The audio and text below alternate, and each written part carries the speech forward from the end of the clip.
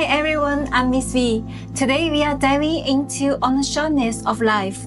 It's one of the most famous works by Seneca, the Stoic philosopher, politician, and writer from ancient Rome. Seneca was born in Cordoba, Spain, into a wealthy family. And from a young age, he was sent to Rome to study rhetoric and philosophy. He was incredibly intelligent, and he quickly made a name for himself in politics. In the year 39 AD, Seneca was 43 years old. He gave a speech in the Senate that was so brilliant, it made the Roman Emperor Caligula jealous. Caligula sentenced him to death, but some say he was already suffering from a serious lung illness and wasn't expected to live long. So in the end, Caligula pardoned him. That was the first time Seneca truly came face to face with death. 2 years later, in 41 AD, when Seneca was 45 years old, he faced another major setback. The new emperor Claudius had just taken the throne, and Seneca was falsely accused of having an affair with the emperor's niece, Julia Livilla. As a result, he was exiled to the island of Corsica, a desolate place in the Mediterranean, far away from the political heart of Rome. There he spent 8 long years in isolation. On that lonely island, Seneca did not sink into despair. He believed exile was not a curse, but a necessary stage of self-improvement. Away from the endless political struggles of Rome, he could finally immerse himself in philosophy every day. This experience broadened his mind, almost like what Buddhism calls awakening. During exile, he wrote several works of consolation, the most famous being To My Mother Javier on Consolation.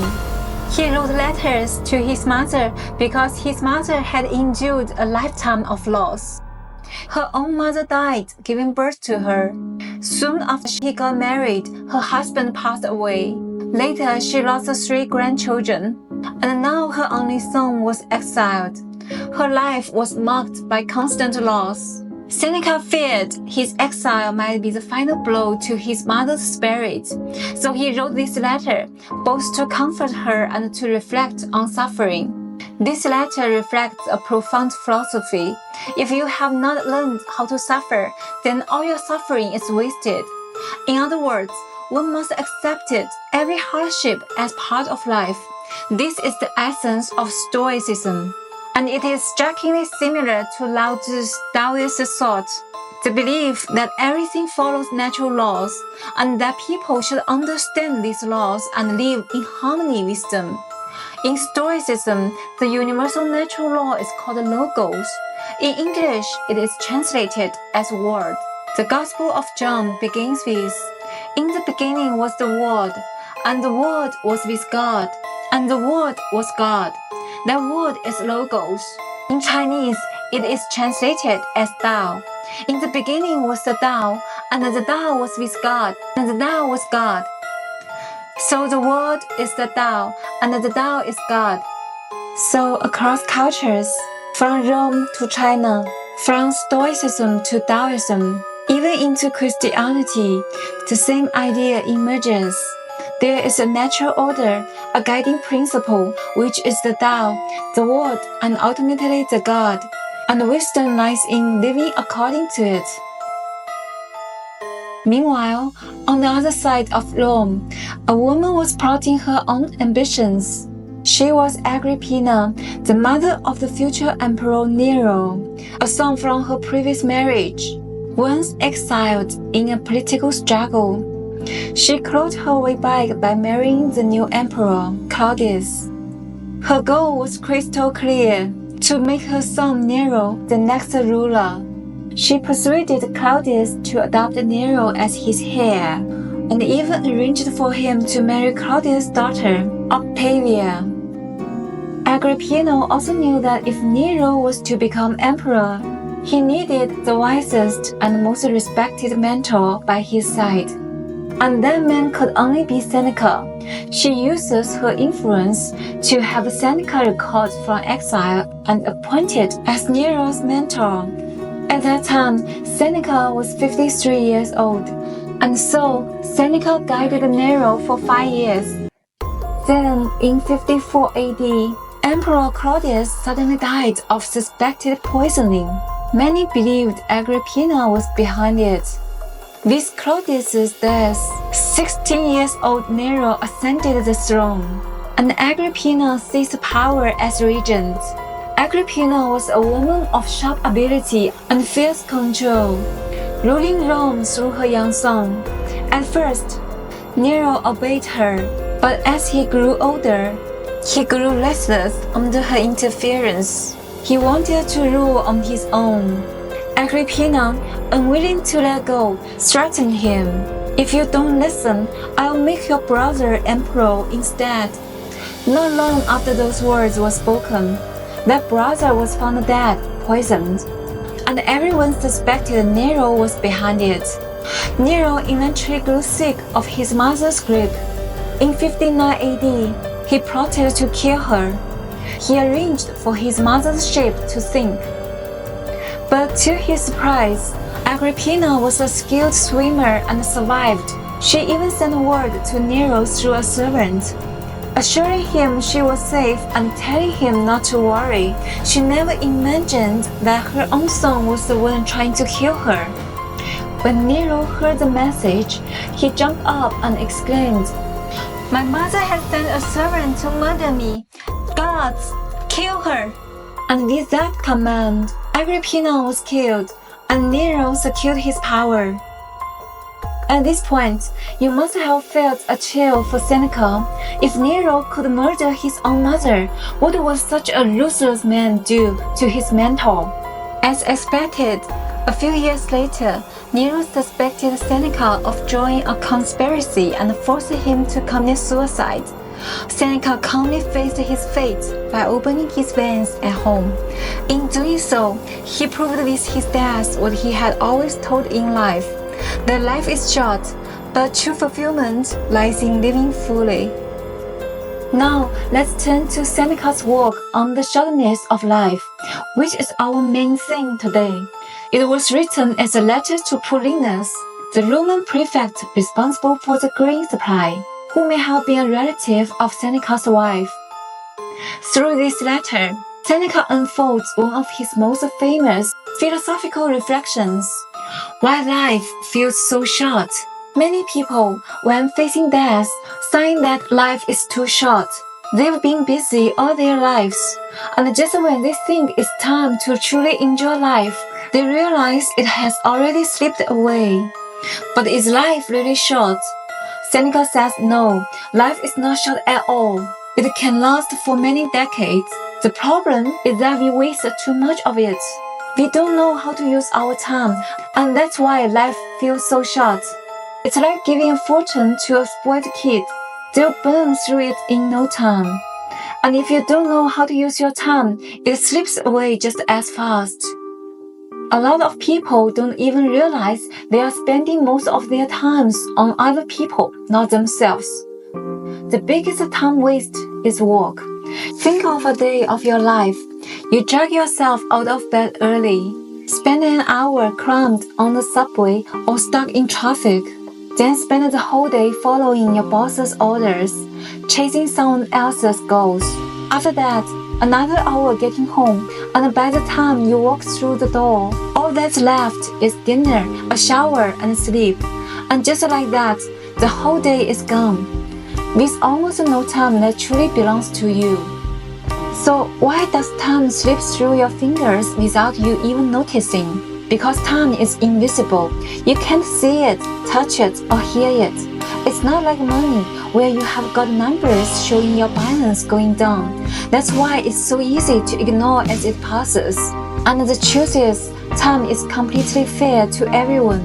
Whether you are ready or not, whether you like it or not, each day only gives you 24 hours, and they will pass no matter what.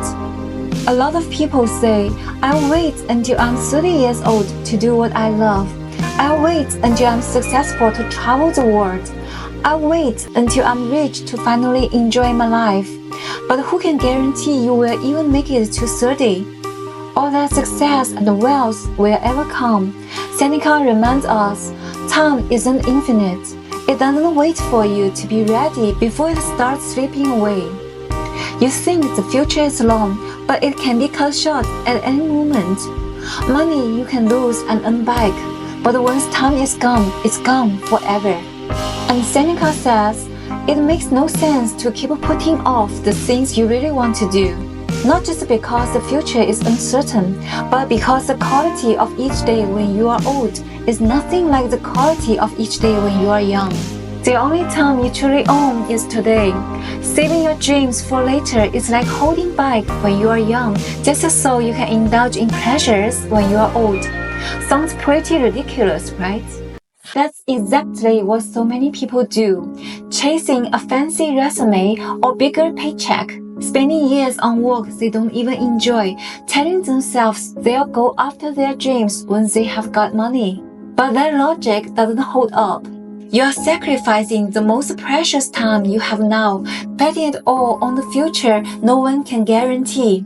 That's why whatever you want to do, you have got to start early, while you are still young. So here's the real question. If time is so easy to waste, how do we make our lives truly feel longer? The answer is actually simple. Spend more of your time on yourself. And when I say longer, I don't mean lifespan. Someone might only live to 30 years old, but if they spend those years doing what they love, living fully and passionately, their life still feels rich and complete with no regret. And in that sense, their life is truly long. On the other hand, someone might live to 90 years old, but if most of their time is spent serving others, chasing goals that aren't their own, then no matter how many years they have got, life still feels short, and they are left still longing for more. At this point, some people might say, fine, then I just won't work. I'll play video games for 30 years, and that way all my time goes to myself. But that doesn't actually make your life feel longer, because in the end, those 30 years can be summed up in one sentence. You played the games for 30 years. And that's it. Not all time spent on yourself makes life longer. Only the time that brings experience, growth, and memories really counts. Instead, you have got to make your life as rich as possible. Try all kinds of things. Travel and see new places. Learn a new skill. Create memories with family and friends. Or challenge yourself to do something that scares you but helps you grow. That way, your life gets filled with different chapters of experience.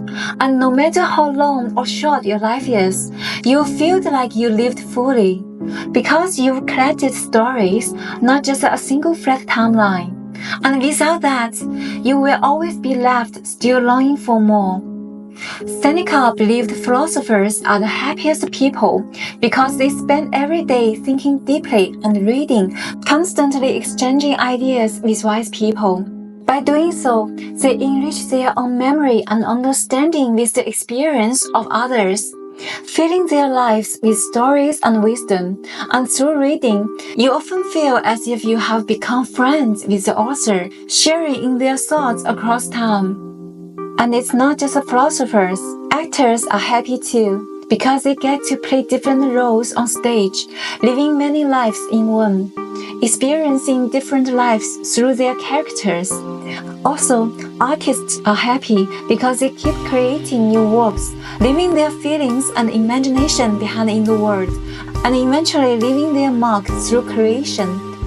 So, as long as you can find a way to make each day truly yours, your life will feel longer. Take your work, for example. If you are working for your boss or clients, then all that time belongs to someone else. But if you can learn to love what you do and find your own meaning in it, whether it's picking up new skills, feeling the satisfaction of solving problems, or building real connections with your coworkers, then your time at work isn't just for someone else anymore. It's also feeding you, making your days feel like they truly belong to you. So just love whatever you do. In the same way, even the small things in daily life, for example like cooking, working out, or raising kids, can become part of your story if you throw yourself into them and enjoy the process. That way, every day feels like it belongs to you, and your life naturally feels longer, because the length of life isn't about how many years you live, but whether you truly live for yourself.